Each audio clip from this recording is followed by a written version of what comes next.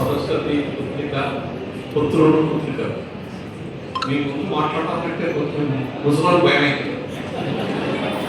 ఎందుకంటే ఎక్కడ తప్పు పడతారో అనేటువంటి ఒక భయం. ఏమైనప్పటికీ కూడా ఈరోజు సిద్దిపేటలో ఇంత పెద్ద ఉత్సవం జరుగుతుందంటే మరి అందరూ సహకరించి స్టాఫ్ కానీ ప్రిన్సిపాల్ కానీ శత జయంతి ఉత్సవం 100 జయంతి అంటే సంవత్సరాలు పూర్తి చేసుకున్నట్టు ఒక పివి గారి కాకుండా గురువారెడ్డి గారు కూడా 100 సంవత్సరాలు అయిపోయింది.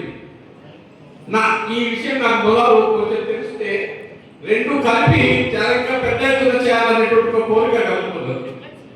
ఈ సంవత్సరం అయిపోయింది.